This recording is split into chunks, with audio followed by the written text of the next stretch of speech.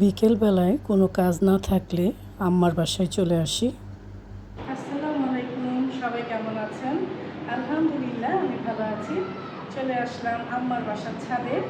এই যে রুমে চলে আসলাম, অনেকদিন বন্ধ ছিল, তাই ভাবলাম দেখি রুমটার কী অবস্থা। ছাদে আসলে আমরা এই রুমটায় আড্ডা দিই। হারমোনিয়ামটা বের করলাম, এটা এই রুমেই থাকে। তো দেখি একটু গান করব, ছাদে আসলে গান গাইতে ইচ্ছে করে, যেহেতু হারমোনিয়াম আছে এখানে। বের করলাম প্যাকেট থেকে। কি গান গাবো? সাবিনা ইয়াসমিনের গান গাই, আমার প্রিয় শিল্পী। দেখি পারি কিনা, একটুখানি গাবো।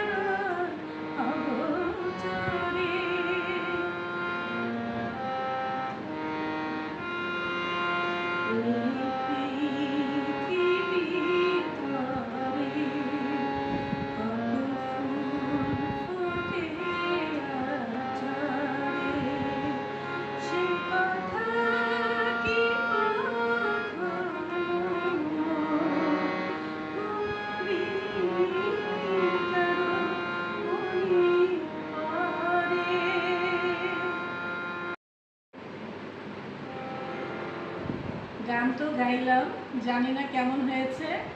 অনেক দিন পর পর গান গাই, তো আজকে যখন ছাদে উঠেছি আর হারমোনিয়ামটাও ছাদে আছে, তাই গানটা গাইলাম। কমেন্টসে জানাবেন কেমন হয়েছে।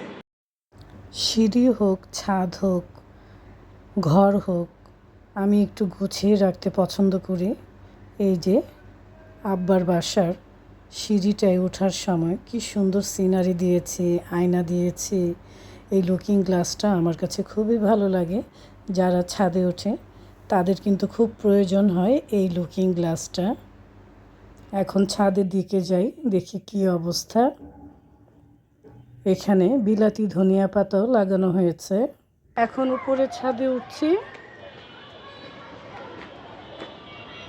আমাদের বাড়ির ছাদটা খুবই সুন্দর। হ্যাঁ, এখানে আসলে মনটা একদমই ভালো হয়ে যায়। আর এই যে দেখেন, উঠেই ফুলটা দেখলাম, মাশাআল্লাহ। ছাদে উঠে পাশের বাসার আঙ্কেলের সাথে কথা বলছিলাম। উনিও ছাদ বাগান করেছে, গাছে পানি দেওয়ার জন্য উঠেছে, তাই একটু কথা বলছিলাম। আর আমাদের তো অনেক পুঁইশাক, বুঝছেন, অনেক। ছাদের থেকে এই যে তুইলা নিয়ে যাবো, এখন কালকে রান্না করবে।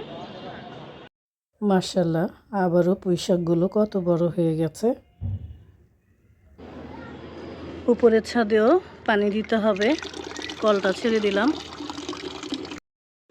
লেবুটা পেরে নিচ্ছি, বড়ই হয়ে গেছে লেবুটা। এটা উঠায় নেই।